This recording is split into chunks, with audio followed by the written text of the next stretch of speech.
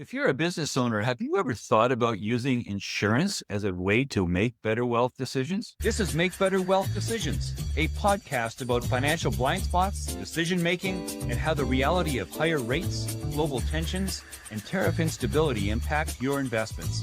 I'm your host, John DeGuy, a portfolio manager with Design Securities in Toronto. On Thursday, we spoke with a guest who was an expert in using insurance for making wealth decisions, and specifically in helping small business owners, people who have private corporations, to plan for their retirement or perhaps for other things, using extra money that they've stashed away by overpaying, overfunding a permanent life insurance policy, oftentimes within a corporation, a corporate structure. Now, when you think about what you can do to make better wealth decisions, almost all the time on this channel, we talk about investing and planning and biases and behavior and macroeconomic circumstances. We don't spend a lot of time talking about insurance solutions as a way to solve your problem. Now, I will admit that there are not a lot of people that really fall into this category. It's a relatively small niche.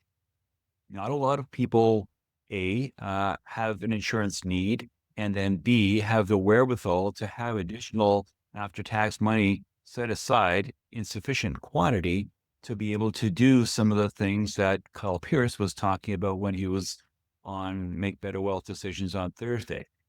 There are a few people who might be able to do it if they're very highly paid T4 employees, people who get a T4 slip because they just earn a regular salary if the salary is high enough. The very large majority of people who can really make insurance work for them as a way of building wealth and perhaps leveraging against it and borrowing against the money they've put aside in the insurance policy are people who can step aside corporate dollars that they don't need and then use it that way. The point that needs to be considered for everyone is that insurance is a viable tool that is helpful for many people to make better wealth decisions and to plan for their future.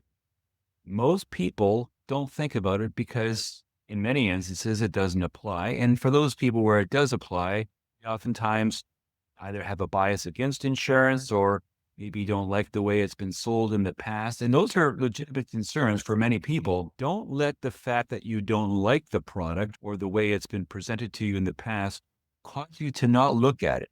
If you have a small corporation, if you're a dentist or a doctor or a lawyer and you've incorporated, you've got a large amount of money that you can set aside so that you can avoid paying high taxes by taking it as regular income in the year that you earn it.